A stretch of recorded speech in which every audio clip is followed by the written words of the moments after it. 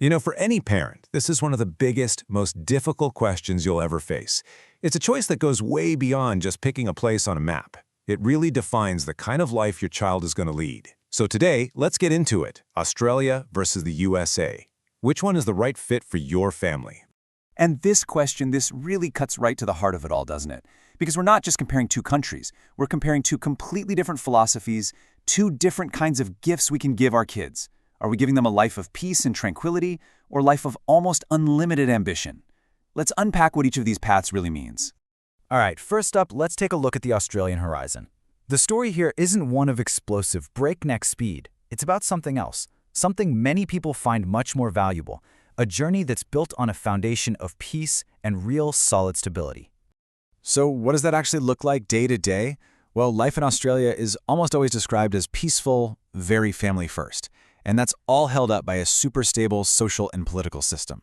What that gives you is a really high quality of life, great healthcare, and this is the key part, a life with a whole lot less pressure. The future feels more predictable, more secure. It's all about playing the long game, building a steady, stable life over time. If you had to boil the entire Australian experience down to just one idea, this would be it: An Binh. It's a Vietnamese term that just perfectly captures it, this idea of both inner peace and outer stability, all at once. It's that quiet feeling in your gut that things are going to be okay. That, right there, is the fundamental promise of the Australian path. Okay, now let's switch gears completely and look at a totally different kind of journey, the American dream. This is not the path of quiet stability, oh no. This is a journey that runs on ambition, that's defined by huge opportunities, but also one that comes with some pretty significant risks. It is all about high energy and very high stakes.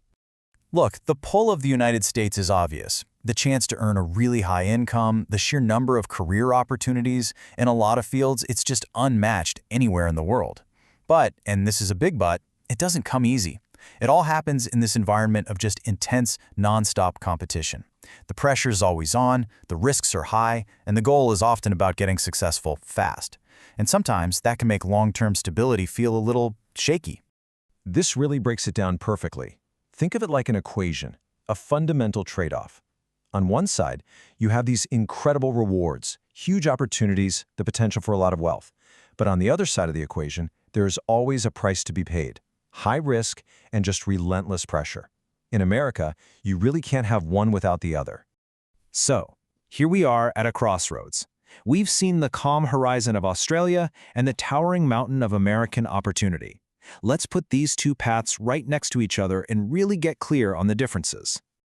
This chart just lays it all out nice and simple. Think about the pace of success. In Australia, it's steady. It's gradual, like you're building a house brick by brick. In the US, it's fast, it's high stakes, more like launching a rocket. And that ties right into stability, right? High and predictable in Australia, versus, well, a lot more variable and sometimes unstable in America. The pressure cooker gets turned way up. So what's the bottom line? Australia's core promise is an amazing quality of life. America's core promise is the incredible size of the opportunity. Okay, so we've compared the countries, the lifestyles, the economies, the whole deal. But the final, and honestly the most important part of this whole decision, it has nothing to do with looking at a map. It's about looking at your child. That is the true deciding factor.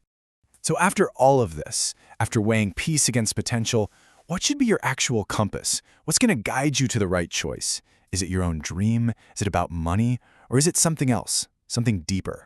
And here it is. This is the simple truth at the center of this huge decision. The real question isn't which country is better. The right question is, which country is better for my child? Their unique personality, their temperament, their inner spirit. That is the single most important variable in this entire equation. And so we want to leave you with this one final, powerful idea. It is so easy for us as parents to put our own dreams, our own ambitions onto our children. But the real gift isn't giving them our dream. It's about matching their new home to their unique nature. A kid who thrives under pressure might just fly in America. Another kid who really values peace and security might blossom in Australia. The wisest choice is not made by looking up at your own dreams, but by looking closely and honestly at your child's capacity to handle it all and to thrive. Choose according to their resilience.